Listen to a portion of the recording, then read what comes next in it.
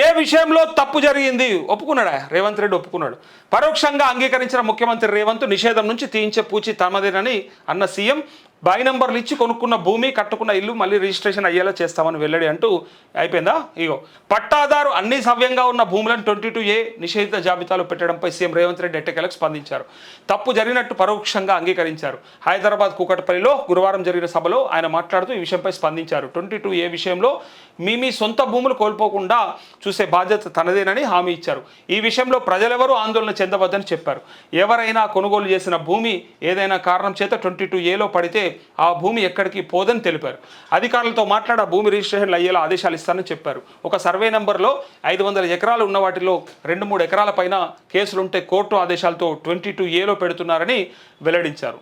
ఇది ఒక సర్వే నెంబర్లో 500 ఎకర్స్ ఉంటే వారికి 2-3 ఎకరాల పైన కనుక కేసు ఉంటే మొత్తం ఆ సర్వే నెంబర్నే ఆ 22Aలో పెడుతున్నారు, అంటే నిషేధిత జాబితాలో పెడతా ఉన్నారు.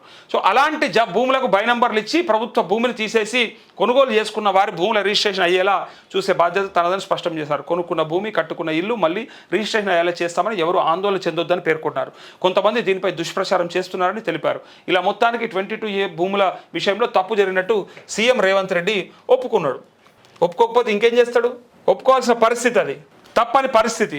ఇగో అంగీకరించడం సంచలనంగా మారింది. అంటే ప్రభుత్వం కావాలనే భూముల నిషేధిత జాబితాలో చేర్చిందా అనే చర్చ జరుగుతుంది. ఇదే సభలో సీఎం మాట్లాడుతూ తాను గొప్ప తెలివైన వాడినేమి కాదని, పెద్ద పెద్ద చదువులు చదువుకోలేదని చెప్పుకొచ్చారు. అయితే తనకు అదృష్టం కలిసి వస్తున్నదని, ఇబ్బందులు కలిగినప్పుడల్లా అదృష్టం తన వైపే ఉంటున్నదని చెప్పుకోవడం గమనార్హం అంటూ ఆయన ఓపెన్గా ఆయనే చెప్పుకోండి. ఇక నాతోని పెద్దగా లేదు, నేనేమి మేధావిని కాదు, నాకేం పెద్ద తెలివి లేదు, అంత గొప్పగా చదువులేం చదువుకోలేదు అని చెప్పి తనే అన్నట్టుగా ఈ వార్త.